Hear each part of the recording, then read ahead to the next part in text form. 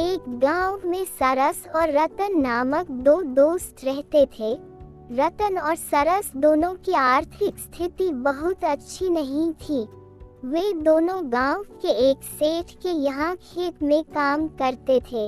वे दोनों जी जान लगा के काम करते थे, जिससे सेठ के खेत में खूब अनाज का उत्पादन होता और सेठ को अनाज बेचकर खूब आमदनी होती थी।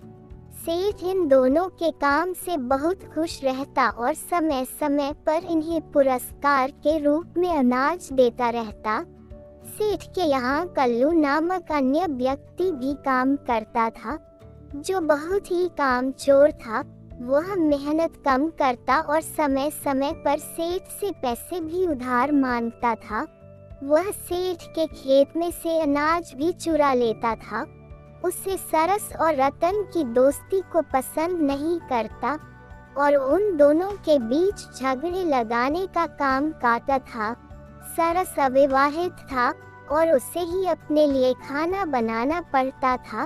रतन की शादी हुई थी। रतन कभी कभी सरस के घर जाकर खाना खा लेता था। एक दिन सरस को कुछ पैसे की जरूरत पड़ती है और वह सेठ से कुछ पैसे उधार मांगा और सेठ से पैसे उधार लेकर वह खेत में काम करने के लिए चला जाता है।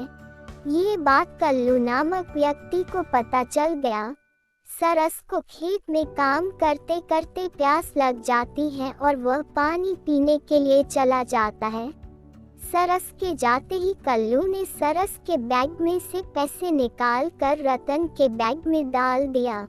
सरस वापस आकर देखा तो बैग में पैसे नहीं थे। वह बहुत परेशान हो जाता है और अपनी परेशानी की बात को लेकर राजा के पास जाता है और राजा से सारी बातें बताता है।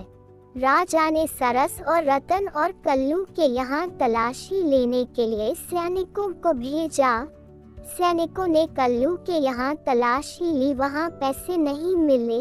इसके बाद सरस के यहाँ तलाशी ली गई, वहाँ भी पैसे नहीं मिले। अब बारी थी रतन की। सैनिकों ने जैसे ही रतन का बैग खोला, पैसे मिल गए। ये देख रतन घबरा जाता है और अपने को निर्दोष बताता है। सैनिकों ने रतन पकड़कर राजा के यहाँ ले गए। राजा ने रतन को कारागार में डलवा देते हैं। सरस को भी कुछ समझ नहीं आ रहा था। वह जानता था कि उसका दोस्त ऐसा नहीं कर सकता है। कल्लू मन ही मन खूब खुश हो रहा था।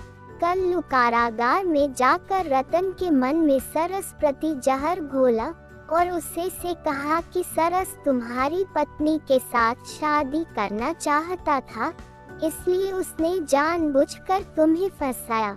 रतन भी कल्लू के बात पर विश्वास कर लेता है और सरस जब रतन से मिलने कारागार में जाता तो वह उससे बात नहीं करता था।